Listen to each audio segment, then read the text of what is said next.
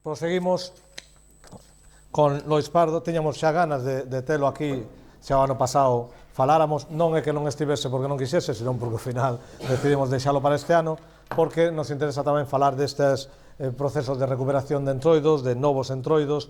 O primeiro ano tocamos o tema do merdeiro en Vigo, que están aquí os amigos tamén da asociación A Merdeira, e este ano nos toca falar do proxecto de recuperación da pita de Eiroas en Ourense.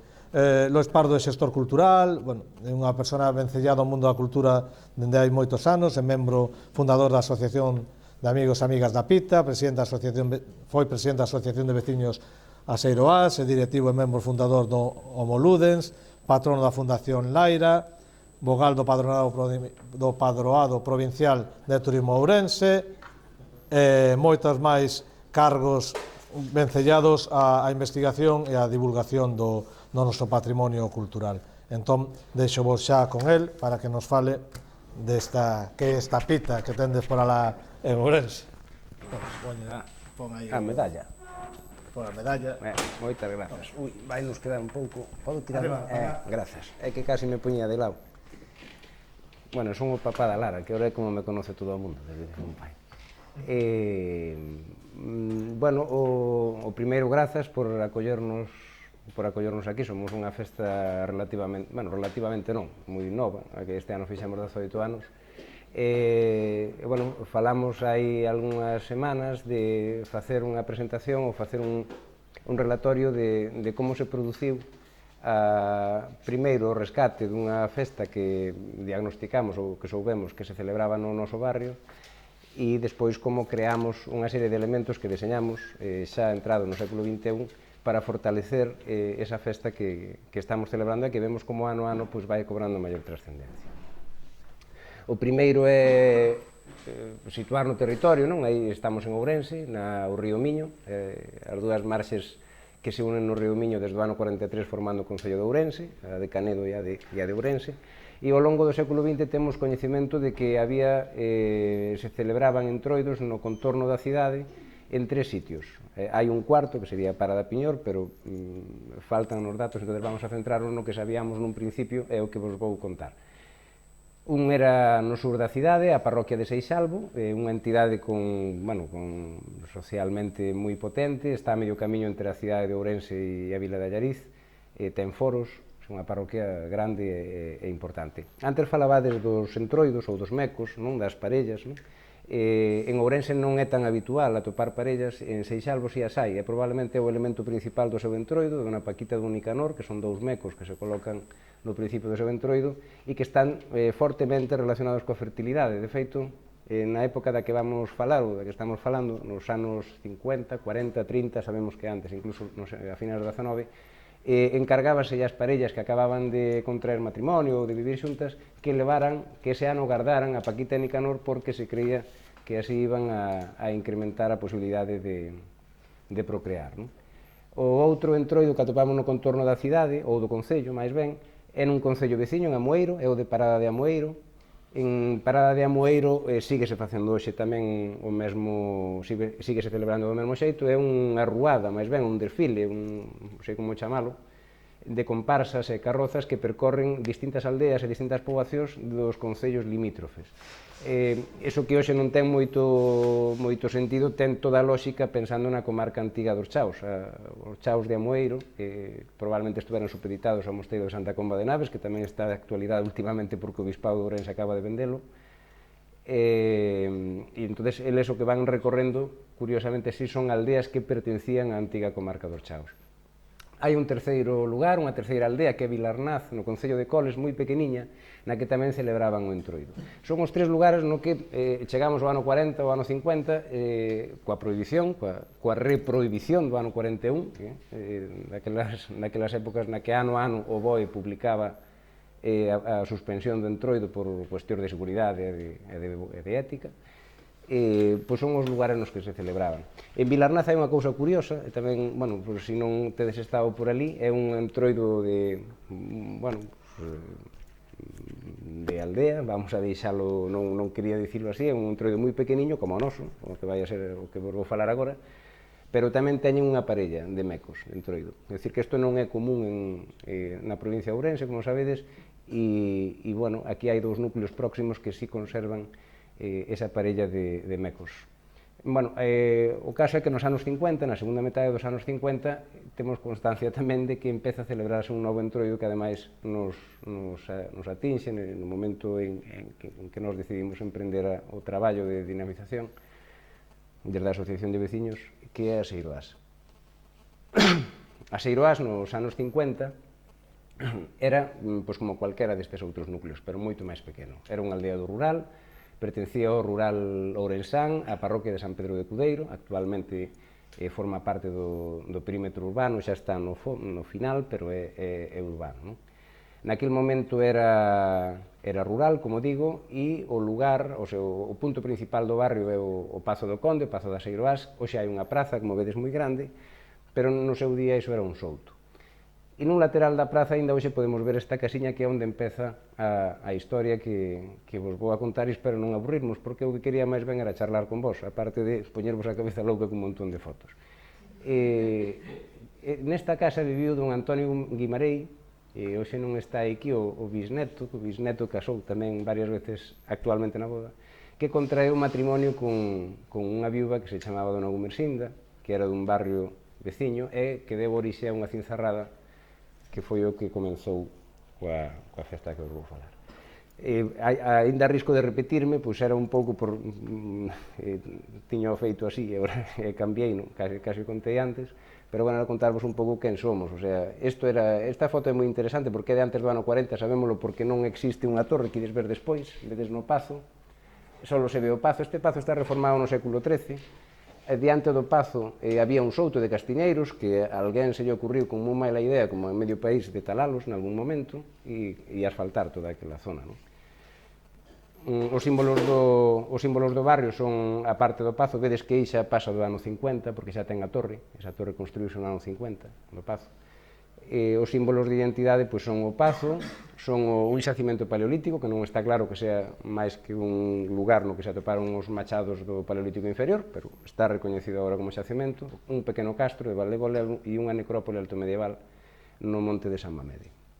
O que vos contaba, a mediados do século XX, ese matrimonio entre dous viúvos dera orixe aquela a cinzarrada, non? A cinzarrada que se facía a un viúvo que casaba, que neste caso pois víase incrementada polo feito de que non era un, sino que eran dous, eran os dous vivos. A ela chamaban a Pita, Gumersinda, non sabemos o apelido, porque nos está costando localizar, xa temos localizado algún neto, pero nos está costando localizar, del sí, os netos e bisnetos del participan na festa activamente, e chamaban a Pita, o alcume. Por iso é moi importante tamén, porque a Pita non ten que ver co animal, aínda que non usemos o animal, a parte zootécnica para deseñar a nosa máscara, pero é por lembrar o alcume. Entón, é Pita, non é gallina, e como unha vez nos quixeron chamar nunha cadea española. Sí, bueno, non vou entrar nesas cousas. Ese é o bar da comisión, nos anos 50 e pico, César, bueno, o bar que hai agora no barrio, que xa non hai, pois xa morreron, xa cobriron, pero aí é onde se puñan a vender as bebidas, nesa festa original. Bueno, non, perdón que me perdín antes. A cuestión é que a cinzarrada que lle fixeron desde a mocidade da Seiroás a estes viúvos, parece ser que a noiva era pouco amiga de entrar en gastos, ou sea, non era moi de festas, e negouse a pagar o viño, a pagar a festa para toda a veciñanza. A esta veciñanza se sumou unha veciñanza dun lugar próximo, o veciño, que é Valdorregueiro, que está ali ao lado, non? Se sumaron até os de Cudeiro, que son o centro da parroquia, pero que están aínda moito máis lonxe, e non sei, debeu de coincidir que había unha mocidade con gana de marcha naquele momento, e forzaron a que houbera festa. Non sabemos, eso sí que non o sabemos, de feito hai moitos datos que nos faltan e que non temos hai cousas que tampouco encaixan, ao final, se temos tempo, incluso falaremos dela. Non sabemos se pagaron ou non, pero a festa fíxose no souto, fíxose no campo, e durante pouco máis de 20 anos, non foi moito máis, celebrouse o carnaval, que se conocía así, de Eiroas, que basicamente era unha cuestión de bailes, de orquestas, de mascaritas. Como estaba moi cerca do centro da cidade, era o que iban máis xente do centro da cidade, e no que había algúns costumes moi extendidos por cualquier entroido, que depois sí que me gustaría comentarlo con vos, ou comentamos entre todos, como era a escada que se paseaba polo barrio e que quen atopaba traballando nos días do entroido levaba ao bar, a cantina, a pagar o viño para todos, o burro que aparecía sempre con as bragas na cabeza e recorría todo o barrio. O sea, hai unha serie de anécdotas que sí que se repiten e que nos chaman moito a atención, e aí vou lanzar por agora, depois xa falaremos, como é posible que si isto só naceu dunha cinzarrada, haxa todas estas cousas, non? O sea, bueno, como que enlaza moi ben coa tradición de outros lugares. Bueno, era unha comparsa dos anos 60, máis ou menos. Como vos decía, a festa deixouse de celebrar máis ou menos a mediados dos anos 70, un pouco propiciada polo mal tempo, o que nos din os veciños, pero creemos tamén que propiciada pola chegada da democracia posteriormente e pola celebración do entroido na cidade, no Concello de Ourense, a oficialidade. No ano 1999, desde a Asociación de Veciños, decidimos crear un proxecto de dinamización sociocultural para rescatar o que é a Festa da Pita e, en base a como fora respostando, dotala de elementos e crear un produto cultural máis do propio barrio. E este é o proxecto en sí. É o que vos viña a contar. O proxecto desenvolveuse en 5 anos, aínda que ora xa levamos 18 e foronse engadindo novas cousas, pero estaba pensado para os 5 primeiros anos a ver o que pasaba, porque ao mellor había que deixalo. O primeiro ano tentamos facer, como dicíamos ayer, tentamos vestir a praza, ainda que xa non era Souto, pero vestila do mesmo xeito que se facía a festa nos 50 ou nos 60, cando nos dicían os máis maiores. Bueno, temos que pensar tamén que no ano 99 estaban vivos o 90% dos que organizaran a primeira festa, o cual foi un acto de conciliación co pasado, unha alegría deles mesmos, foi unha cousa moi especial para todos, e para todas, por unha señora visitación, hai moitas persoas que siguen moi vivas, aínda que xa non estén con nós. O que fixemos foi colocar a orquesta no mesmo sitio, o bar no mesmo sitio, claro, todo era absurdo, porque ahora víalo, no ano 99 non encaixaba, decía que pinta o bar da Comisión alá, pero quixemos vestir un pouco como era a original. Recopilamos os datos, o máis que pudemos, falamos co maior número de veciños que pudemos, e o que procuramos é a implicación social. Con isto conseguíamos estimular a memoria colectiva e testar tamén a resposta do barrio para saber se podíamos seguir organizándoa ou non. Como a festa original, vamos a chamar así, era unha celebración dunha festa típica, de 2 días ou 3 días de festa, de orquestas e pouco máis que este tipo, o que vos acabo de contar antes, estes detalliños que facían algúns veciños pola súa conta, o cual nos ten agora despistados, a non nos parecía que neste momento, se empezábamos con algo novo, igual era mellor encardinalo dentro do que é a tradición galega, dentro do que é o entroido galego, respectando o máis posible o que puderan ser os costumes da zona, neste caso da comarca de Ourense, e empezamos cun novo programa. Despois de ler a Taboa da Chivite, sobre todo, porque a Taboa da Chivite é o que nos deu o dato de que as olas, o xogo das olas, que é o que dá o nome do Domingo Oleiro, non ten máis que eso, Domingo Oleiro e Domingo de Piñata, que deberán de ser o mesmo, non? O xogo das olas na cidade de Ourense se xogaba o xoves de Comadres e o Domingo Corredoiro, e nós decidimos chamarlle Domingo Oleiro, que é a única diferencia que hai que podemos ler consultando os etnógrafos que todos temos na cabeza, non? Entón, empezamos a celebrar o Domingo Fareleiro, o Domingo Leiro e o Martes de Entroido. E polo medio, os xoves de compadres e de comadres, que fixemos os 3 primeiros anos co colexio da zona, o colexio do barrio, que depois houve algún tipo de desencontro, que non querían, non tiñan moita gana de traballar e deixámoslo de facer e incrementamos outras cousas. Ese é o que perseguimos o primeiro ano. Chamámoslle Entroido, e aínda non se chamaba Festa da Pita. Os 2 primeiros anos esta foi a idea, chamarlle só Entroido, aparecía, aquí vedes un dibuixo, isto eran a mau, vedes xa unha pita por ali na cima, porque xa queríamos ir metendo, a ver como coallaba o o nome ou a idea, pero polo de agora era o Entroido das Eiroas.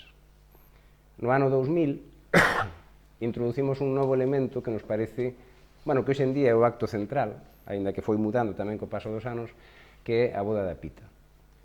Que era a Boda da Pita? Pois era unha representación teatral popular do que pudo ser a orixe da festa, obviamente pasada a linguaxe totalmente entroideira, no que nos riamos de nós mesmos, dos nosos devanceiros, do barrio e dos poderes establecidos. Básicamente, o guión foi mudando, depois o veremos por aí, pero básicamente mantén a mesma estrutura, que é unha boda entre dous viúvos, que é o tal, hai a igrexa representada por un crego e unha monxa, hai o poder dictatorial, está representado por un guardia civil, que é o único que fala en castelán na boda, depois hai un regueifeiro, hai un veciño, no principio eran varios veciños que increpaban e solicitaban o pagamento da festa, e posteriormente, destas aínda non, posteriormente aparecen as pitas, a máscara, da que falaremos despois, que son as que veñen a reconciliar o poder dictatorial, o sea, o autócrata,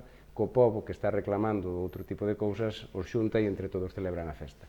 E hai tamén unha personaxe que é o rapaz máis pequeno, a rapaza máis pequena da representación, que é a que representa o futuro e a que acaba facendo un chamamento a todos os veciños para que non deixen perder a festa. Son eses os tres eixos que perseguimos no do ano 2000 coa introducción da boda, que é unha manter a memoria, outra conciliarnos co pasado, e a terceira introducir un elemento identitario do barrio e da propia festa.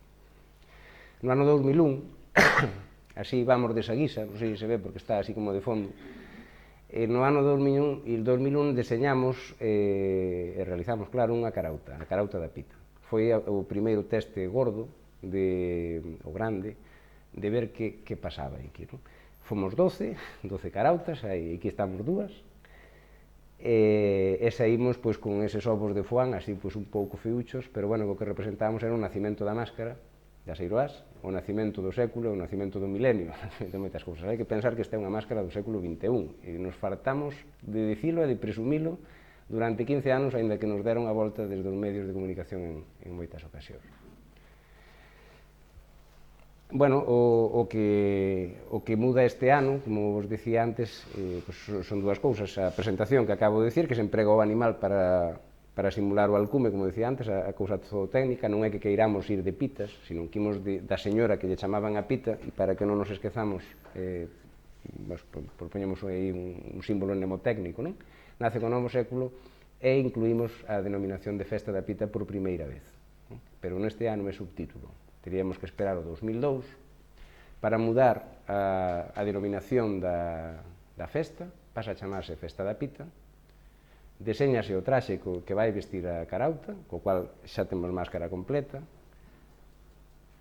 presentamos a máscara en público, co cual temos un ano máis ocupando espazos e xerando novas para tentar manter a atención sobre a nosa festa no interior, e tamén negociamos, non sei se dicir negociamos, participamos no desfile do Concello, desde aquela non deixamos de participar, de feito, a pita é na historia, como o desfile do Ourense ten poucos anos, na historia é a máscara ou a comparsa, ou como lle queira de chamar, comparsa non é, claro, que máis anos leva encabezado o desfile na historia. Nos puxemos dúas condicións, por decirlo así, unha sería encabezar o desfile e a segunda sería non entrar en concurso, porque estábamos un pouco en contra, ou pensábamos, e seguimos pensando, polo menos eu, que o exceso de diñeiro nos desfiles, e moitas veces os desfiles o que fai é deturpar o desfiles, o entroido e todo o demais. Coallou, porque a partir de aí hai varias comparsas cada ano que non participan no concurso. Non somos os únicos, tamén hai que dicirlo. Aquí vou facer un pequeno cuadro de Windows da competencia, e xa que deseñamos o traxe ese ano, pois para facer un pequeno paseo por eles. O traxe consta, de distintas partes. Arriba temos unha carauta que está feita en cartón pedra e en escayola. Por diante vai arlequinada en blanco e negro, leva uns flecos, tamén blanco e negro, do mesma cor, e por trás leva un dibuixo en relación coa natureza ou co matrimonio, pola orixe da festa ou pola orixe agraria da festa en xeral. Levamos un cinto de coiro con chocas, Levamos, bueno, polainas, medias, pantis, vamos a ver agora inteiro, e iso digo volo despois casi.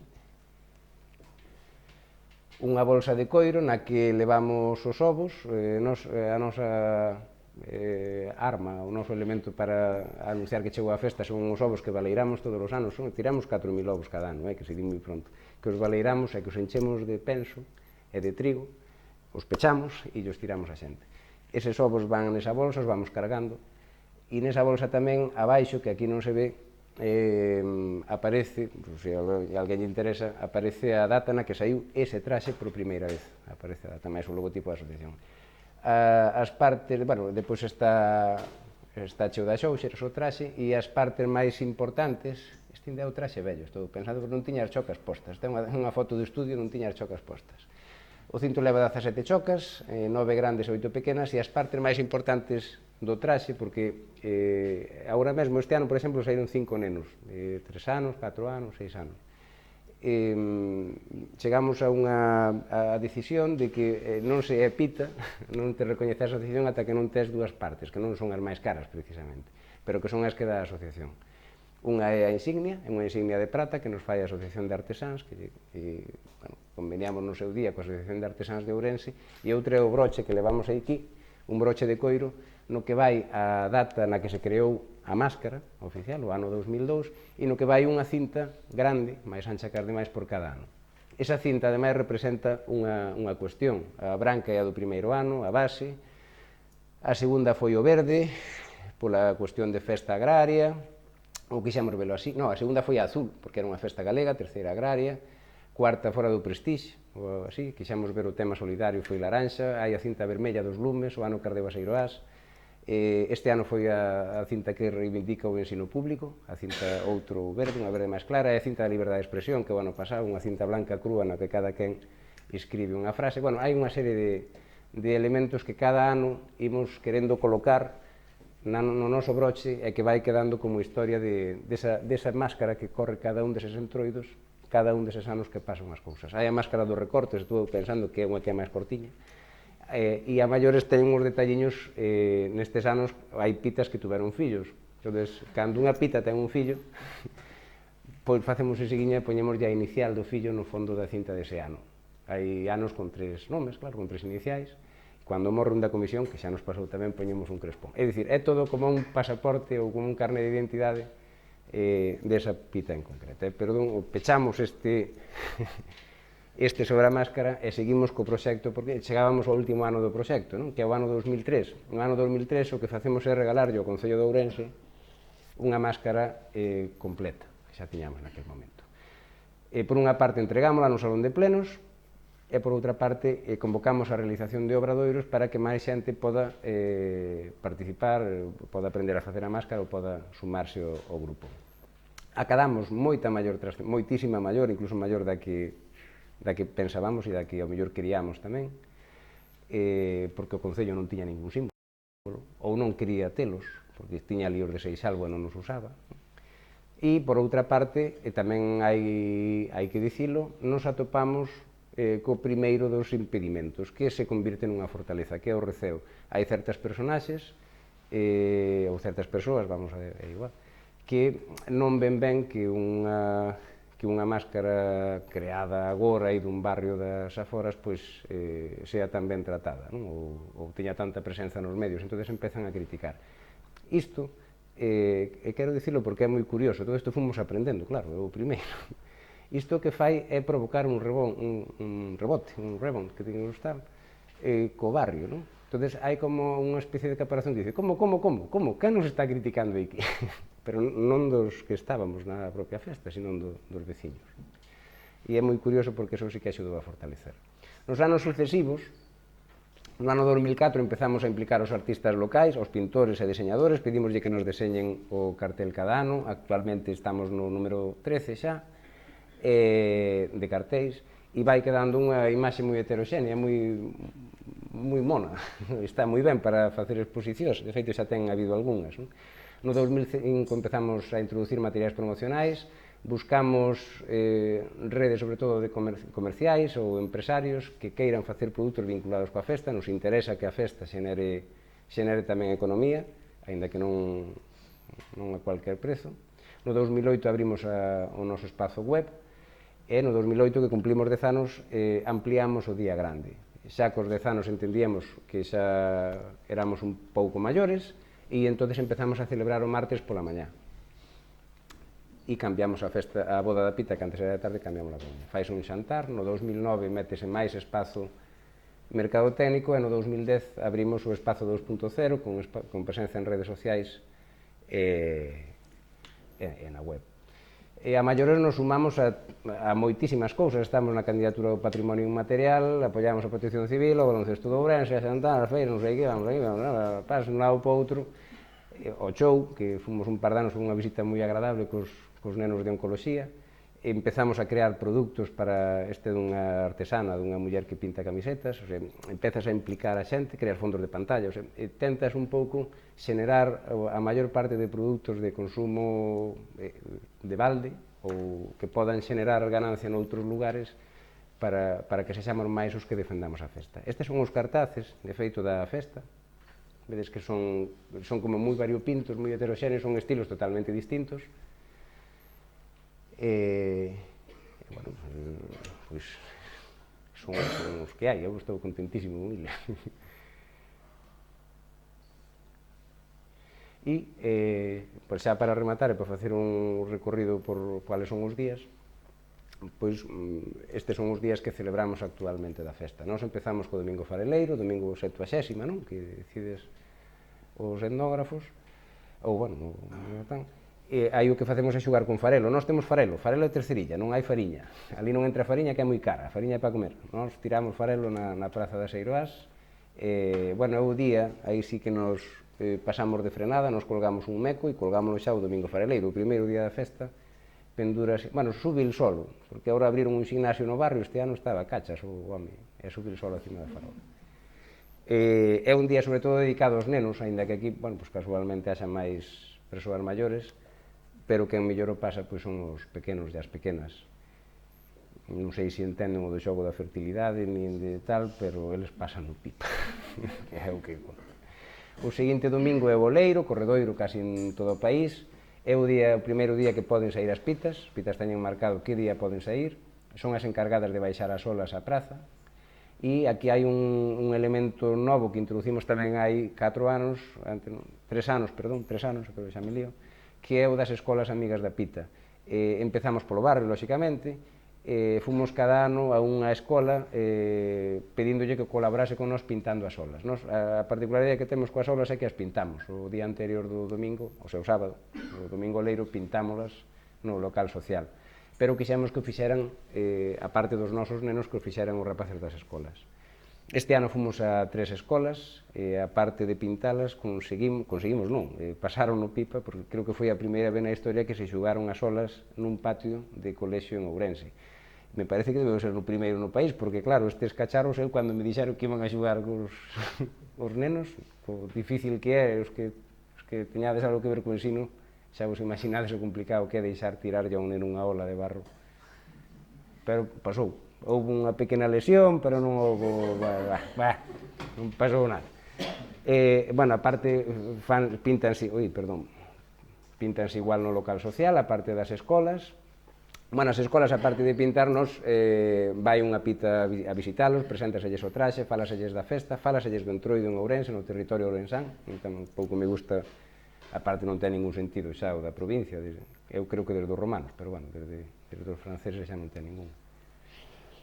E bueno, este é o domingo leiro. Aquí chegan as pitas coas olas. Aquí hai un xogador incansable, que este visitante vos, xa non está aquí, pero eu sei que ven casi todos os anos, ou leva 2 anos vindo aquí ás xornadas do Entroido, e outra pita que está aquí entre o público.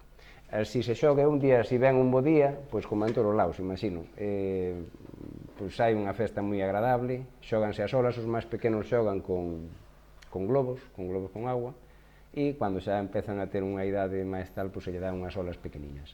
Introducimos tamén, hai uns poucos, 6-7 anos, introducimos o sábado de Entroido, que é o espazo nocturno. A festa da pita é unha festa eminentemente diurna, o sea, basicamente casi toda a celebración se fai polo día. e faltábanos ese espazo nocturno que un bo día se nos ocurriu. As cousas, ainda que parezan así, decías antes, que non hai nada de caos, non é caótico, vai todo moi estruturado.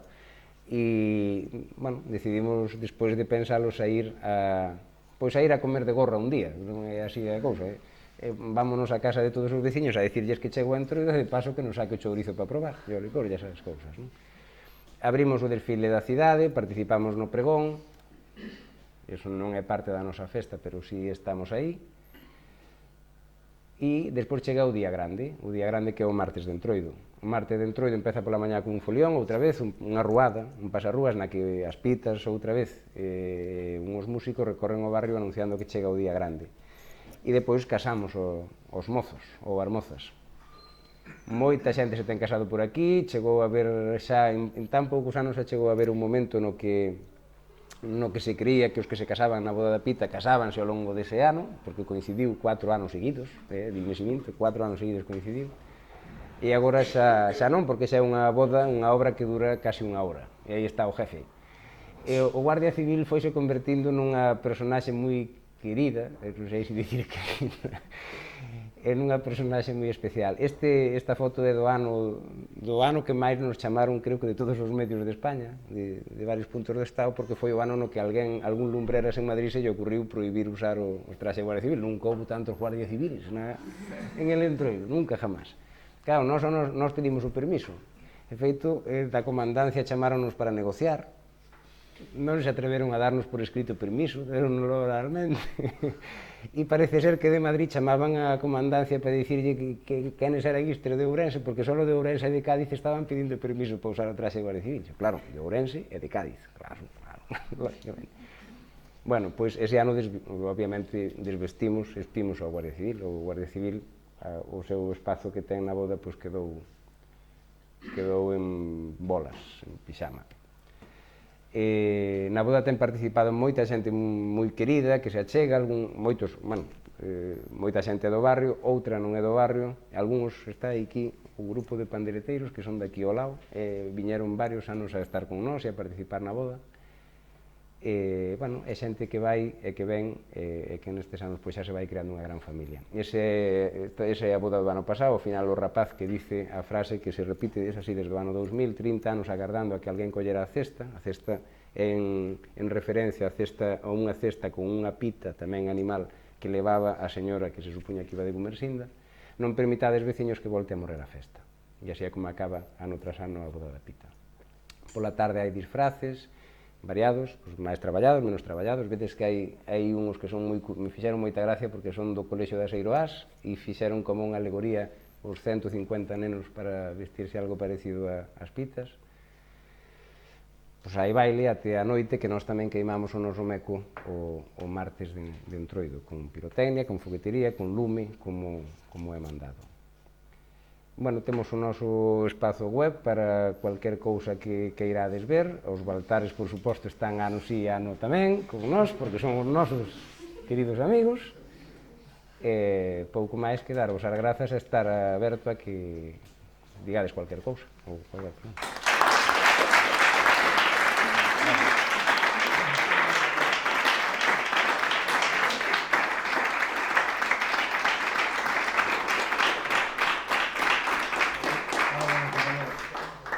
Se tenes alguna pregunta podemos facela agora e senón ao final o compañeiro Seixas da última charla e ao final abrimos un como vos mantedes de conversa. Tenes alguna pregunta concreta que querades facer ou alguén que se vaya a ir?